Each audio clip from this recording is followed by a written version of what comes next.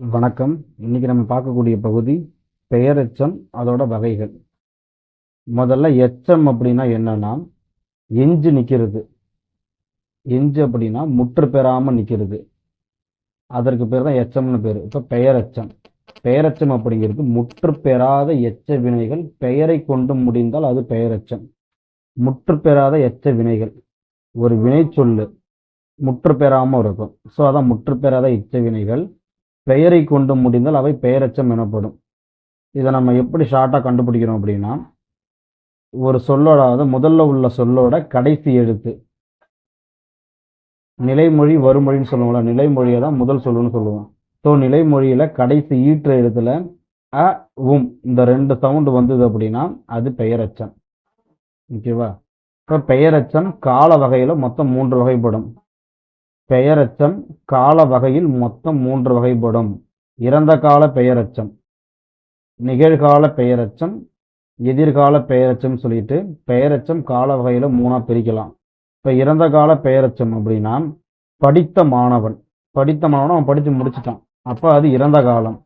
அடுத்தது நிகழ்கால பெயரெச்சம், படிக்கின்ற மாணவன் கிறு கின்ற ஆனின்று அப்படின்னா வந்ததுன்னா நிகழ்கால இடைநிலைகள். அப்ப இது நிகழ்கால பெயரெச்சம். படிக்கின்ற மாணவன் அப்ப படிச்சுக்கிட்டு இருக்கான்னு அர்த்தம். அப்ப நிகழ்கால பெயரெச்சம்.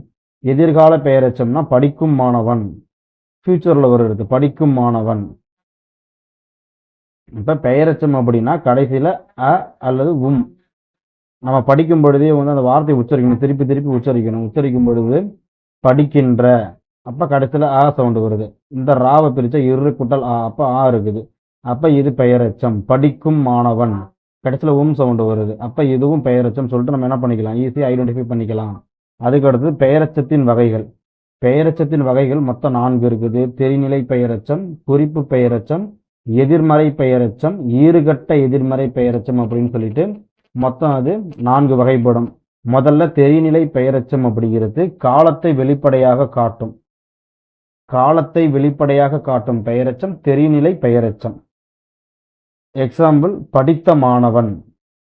நம்ம மேல பார்த்தோம்ல, பெயரெச்சம் கால வகையில 3 வகைப்படும். அதுதான் இப்ப படித்த மாணவனா எந்த காலத்தை காட்டுது, இறந்த காலத்தை காட்டுது. அப்ப தெரிநிலை பெயரெச்சம். படிக்கின்ற மாணவன் எந்த காலத்தை மீன் பண்ணுது, நிகழ்காலம். அப்ப நிகழ்கால பெயரெச்சம்.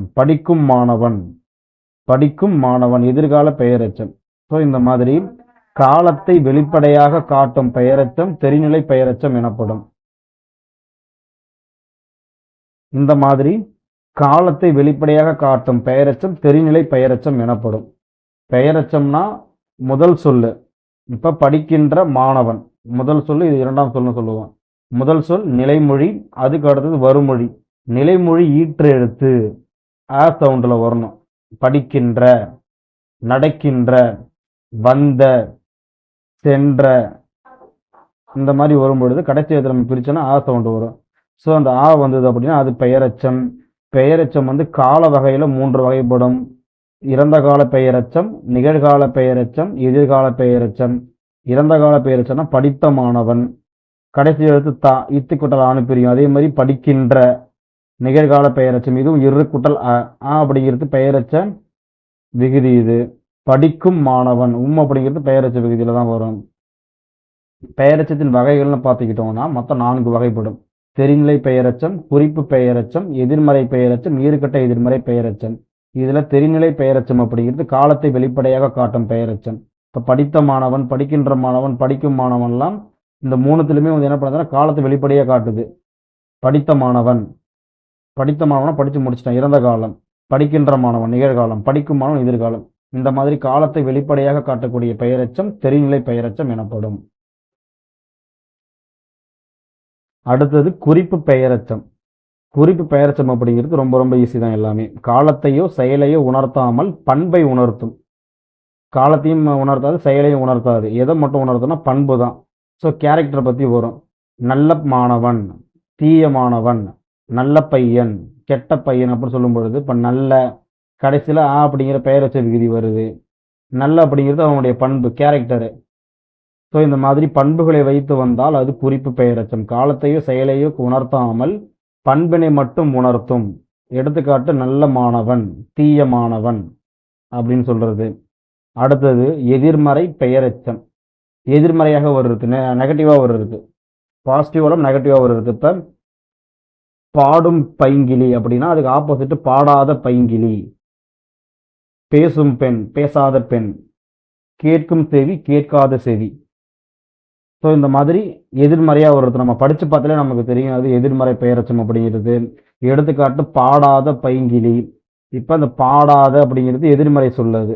பாடும் அப்படிங்கிற சொல்லுக்கு எதிர்மறை சொல்லு பாடாத சொல், ஆப்போசிட் வேர்டு. பேசும் அப்படிங்கிறதுக்கு ஆப்போசிட் வேர்டு பேசாத. கேட்கும் அப்படிங்கிறதுக்கு ஆப்போசிட் வேர்டு எதிர்ச்சொல் கேட்காத. அப்போ இந்த மாதிரி நெகட்டிவிட்டிவாக வந்தது அப்படின்னா, எதிர்ச்சொல்லா வந்ததுன்னா அதுக்கு பேர் தான் எதிர்மறை பெயரெச்சம். இதுலேயும் பாடாத, இந்த தாவை பிரிச்சோம் அப்படின்னா இத்து குட்டல் அ. அப்போ பாடாத பைங்கிளி, பேசாத பெண், கேட்காத செவி. எதிர்மறை பெயரச்சத்தை நம்ம ஈஸியாக ஐடென்டிஃபை பண்ணலாம். எதிர்மறையாக வரும், நம்ம உச்சரித்து பார்த்தாலே எதிர்மறை பெயரச்சத்தை ஈஸியாக கண்டுபிடிச்சிடலாம். அதே மாதிரி ஈறுகட்ட எதிர்மறை பெயரச்சம் அப்படிங்கிறதும் ரொம்ப எளிமையாக தான் இருக்கும். ஈற்றெழுத்து கெட்டு வரும் எதிர்மறை பெயரெச்சம்.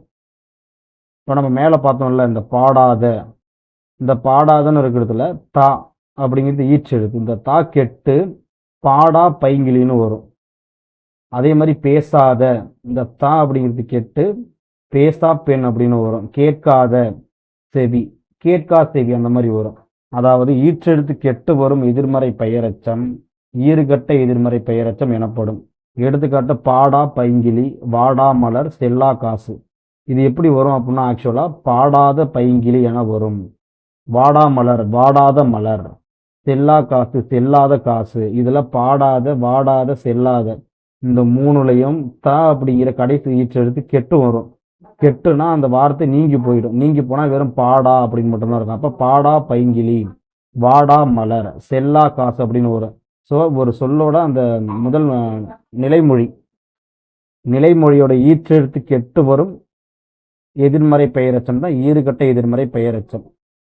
இந்த எதிர்மறை பெயரெச்சம் தான். இந்த எதிர்மறை பெயரெச்சத்தில் கடைசியில் உள்ள தா, இந்த கடைசியில் உள்ள ஈற்றெழுத்து கெட்டு வரும். பாடாதன்னு பாடான்னு வரும். பேசாதன்னா பேசா, கேட்காதன்னா கேட்கா, செல்லாத அப்படின்னா செல்லா, செல்லாத காசு, செல்லா காசு அப்படின்னு வரும். செல்லாத காசு, செல்லா காசு. இந்த மாதிரி வந்தா இதற்கு பேர் தான் ஈறுகட்ட எதிர்மறை பெயரெச்சம். இப்ப ஈறுகட்ட எதிர்மறை பெயரெச்சத்தையும் நம்ம ஈஸியா படிச்சிடலாம். இப்ப நம்ம பார்த்ததுல பாடாத, வாடாத, செல்லாத ஈறுகட்ட எதிர்மறை பெயரெச்சம்னா அந்த கடைசி ஈற்றெழுத்து கெட்டு போயிடும். கெட்டு போனா அதுக்கு பேர் தான் ஈறுகட்ட எதிர்மறை பெயரெச்சம். இந்த பெயரெச்சத்தோட நோட்ஸ் வேணும் அப்படின்னா டெஸ்கிரிப்ஷனில் லிங்க் இருக்குது, அதை யூஸ் பண்ணி டவுன்லோட் பண்ணிக்கோங்க.